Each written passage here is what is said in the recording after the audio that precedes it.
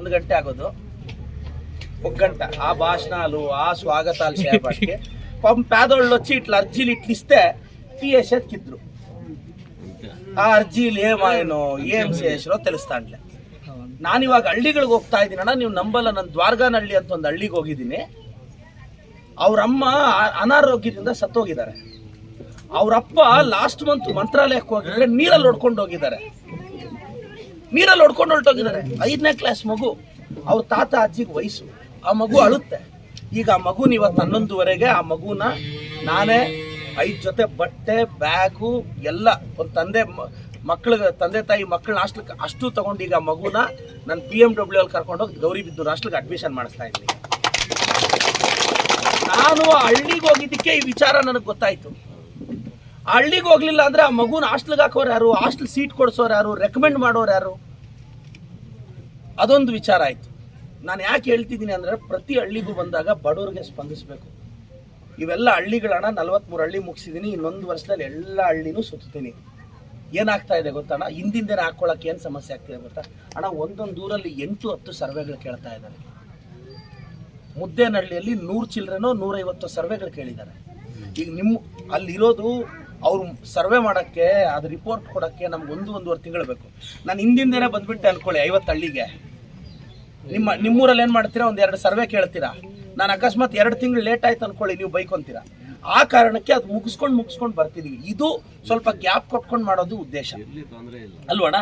ಯಾಕೆಂದ್ರೆ ಪಾಪ ಅವರು ನನಗೆ 2 ಸರ್ವೇಯರ್ಸ್ನ ಎಕ್ಸ್ಟ್ರಾ ಹಾಕ್ಕೊಂಡ್ ಬರ್ತಾ ಇದ್ದೀನಿ. ಅಂದ್ರೆ ಬಡವ್ರಿಗೆ ಸ್ಪಂದಿಸೋದ್ರಲ್ಲಿ ಬಹಳ ಅರ್ಥ ಇದೆ ಅಣ್ಣ. ಏನೋ ಅಣ್ಣ ಒಂದು ಅವಕಾಶ ಬಂದಿದೆ. ನಾನು ಪೆರೇಸಂದ್ರ ತರಕಾರಿ ವೆಂಕಟಪ್ಪನವ್ರ ಮೊಮ್ಮಗ, ಲಕ್ಷ್ಮೀ ಬತ್ತೆ ಅಣ್ಣ ನಮ್ಮಣ್ಣ ನಮ್ಮನ್ನು ಸಾಕು ಬೆಳೆಸ್ತವ್ರು. ಪೆರೇಸಂದ್ರ ಕ್ರಾಸಿಂದ ಊರಿಗೆ 4.25 ಕೋಟಿ ಅನುದಾನ ಹಾಕಿದ್ದೀನಿ.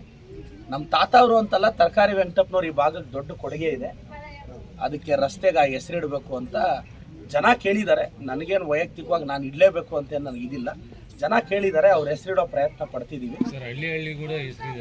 ಅವ್ರದ್ದು ಹಳ್ಳಿ ಹೆಸರಿದೆ ತುಂಬಾ. ನೋಡಿ ಆ ಕಡೆ ಹಳ್ಳಿಗಳಲ್ಲೆಲ್ಲ ಒಳ್ಳೆ ಹೆಸರು ಮಾಡಿದ್ದಾರೆ. ಈಗ ನಾನು ಅವ್ರು ಬರೀ ನಮ್ಮ ಕುಟುಂಬಕ್ಕೆ ಸೀಮಿತ ಆಗಿದ್ರೆ ಇದಲ್ಲ, ಅವ್ರ ಹೆಸರು ಅಟ್ಲೀಸ್ಟ್ ಇದ್ರೆ ನಾನು ಇನ್ನೂ ಹೇಳಿದ್ದೀನಿ. ಇಲ್ಲಿ ಊರಲ್ಲಿ ನಮ್ಮೂರಲ್ಲಿ ಇನ್ನೂ ಕೆಲವರು ಹಿರಿಯರಿದ್ದಾರೆ, ಅವ್ರದ್ದು ಸಂಧಿಗಳಿಗೆಲ್ಲ ಹೆಸರು ಅಟ್ಲೀಸ್ಟ್ ಊರಲ್ಲಿ ಏನಾದ್ರು ಒಂದು 100 ವರ್ಷ ಆದ್ಮೇಲೆ ಇಟ್ಲ ಒಳ್ಳೆ ಉಂಡ್ರಾನೆ ತೆಲಲ್ಲ. 16 ಊರಲ್ಲೂ ತುಂಬಾ ಸಹಾಯ ಮಾಡಿದ್ದಾರೆ. ಅದಕ್ಕೆ ಆ ಹೆಸರಿಡೋ ಪ್ರಯತ್ನ ಪಡ್ತಿದ್ದೀನಿ. ಎಲ್ರಿಗೂ ಒಳ್ಳೇದಾಗ್ಲಿ ಅಣ್ಣ.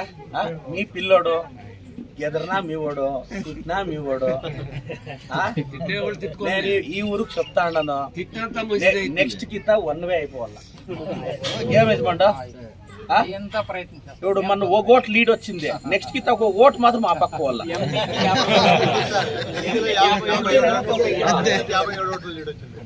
అందరూ మీరు ఆశీర్వాదం చేయండి. మీకు ఏం కావాలో అడగండి, అప్పుడు నేను చేయిస్తాను. కావాలంటే ఈ తవ మెంబర్ తినే సోర్స్ ఉండకూడదు. సోర్స్ లేకుండా ముగిచ్చేస్తే అంతా 1 వే అవుతుంది. ఒకటైతే అందరికి పనులు నడిచేలేదు తినాలి కదా, తినాలి. వాళ్ళు తినేకి అది ఏమి ఉండకూడదు. అందరికి పంచేయాలి.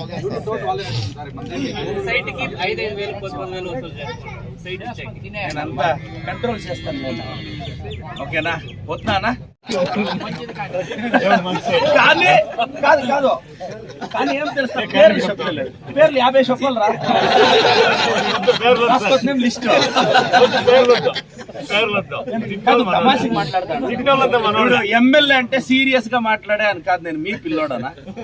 ಈಗ ನೋಡಿ ಈ ದೇವಸ್ಥಾನದ್ದು ಒಳ್ಳೆ ನೋಡಿ, ಈ ಊರವರು ಎಲ್ಲ ಸೇರಿ ಈ ದೇವಸ್ಥಾನದ ಹೆಸರಲ್ಲಿ 40 ಲಕ್ಷ ಇದೆ, 50 ಲಕ್ಷ ಇದೆ. ಯಾವ ಹಳ್ಳಿ ಅಲ್ಲಾದ್ರೂ ಇಷ್ಟು ಊರವರೆಲ್ಲ ಸೇರಿ ಒಮ್ಮತವಾಗಿ ಒಂದು ದೇವಸ್ಥಾನದ ಹೆಸರಲ್ಲಿ 50 ಲಕ್ಷ ಇಟ್ಕೊಂಡು ಅದನ್ನ ಬಡ್ಡಿಗೆ ಬಿಟ್ಟು ಮಾಡ್ತಾರೆ ಅಂದ್ರೆ ಈ ಊರಲ್ಲಿ ಯೂನಿಟಿ ಇದೆ. వాళ్ళంతా కలిపే మగోడ్రావల్ల వచ్చిండను. ನನ್ನೆ ಯಾರೋ ಅಂದ್ರು 5-6 ಜನ ಆ ಕಡೆ ಚಿಕ್ಕಬಳ್ಳಾಪುರದಲ್ಲಿ, ಅಣ್ಣ ಕಮ್ಗಾನಹಳ್ಳಿಯಲ್ಲಿ 5-6 ಜನ ಬಿಟ್ರೆ ನಮ್ಗಿರ್ಲಿಲ್ಲ, 1 ಕೋಟಿ ರೂಪಾಯಿ ಎತ್ಕೊಂಡು ಹೋಗ ರಸ್ತೆಗೆ ಯಾಕೆ ಹಾಕ್ತೀಯ ಅಂತ ನಾನು ಹೇಳಿದೆ. ಅಪ್ಪ ಈ ಭಾಗದ ಜನ ಕಮ್ಗಾನಹಳ್ಳಿಯವರು ಒಳ್ಳೆಯವರು. ಅಪ್ಪ ಏನಾಗುತ್ತೆ, ಬದಲಾದ ಪರಿಸ್ಥಿತಿಯಲ್ಲಿ ನಮ್ಮದು ತೋಟ ಇರುತ್ತೆ, ಜಮೀನಿರುತ್ತೆ, ವ್ಯವಹಾರಗಳಿರುತ್ತೆ, ರಾಜಕಾರಣಿಗಳ ಜೊತೆ ಯಾಕೆ ಅಂತ ಸ್ವಲ್ಪ ಇದಾಗಿರುತ್ತೆ. ಒಳ್ಳೆ ಮಾರ್ಗದರ್ಶಿ. ನಾನು ಎಲ್ರಿಗೂ ಹೇಳ್ತೀನಣ್ಣ, ಈ ಊರವರೆಲ್ಲ ನನ್ನ ಅಣ್ಣ ತಮ್ಮಂದ್ರು. ನಿಮ್ಮನ್ನು ಕಾಪಾಡ್ಕೊತೀನಿ, ಜೊತೆಯಲ್ಲಿ ಹೋಗೋಣ. ನೀವೆಲ್ಲ ಒಂದಾಗಬೇಕಾಗಿರೋದು ನಿಮಗೋಸ್ಕರ ಅಲ್ಲ, ನಿಮ್ಮ ಮಕ್ಕಳಿಗೋಸ್ಕರ ಮೊಮ್ಮಕ್ಕಳಿಗೋಸ್ಕರ ಒಂದಾಗಿ ಅಲ್ವಾ? ಒಂದಾಗಿ ಊರಿಗೆ ಏನು ಅದೇನು ಸೈಟ್ಗಳದ್ದು ಇದೆಲ್ಲ ಇದೆ, ಎಲ್ಲ ಕೂತು ಮಾತಾಡೋಣ. ಅಧಿಕಾರಿಗಳ ಜೊತೆ ಬರ್ತೀನಿ. ಈ ಊರ ಬಗ್ಗೆ ಆಗಲೇ ನಾವು ಅಧ್ಯಯನ ಮಾಡ್ತಿದ್ದೀವಿ. ಅಧ್ಯಯನ ಮಾಡಿಕೊಂಡು ಎಲ್ಲ ಅಧ್ಯಯನ ಮಾಡಿಕೊಂಡೇ ಹಳ್ಳಿಗಳಿಗೆ ಬರ್ತೀವಿ. ಮತ್ತೆ ಒಂದು ಹಳ್ಳಿಗೆ ಹೋದಾಗ ಏನಾಗುತ್ತಣ್ಣ, ಈಗ ನೆನ್ನೆ ನೋಡಿ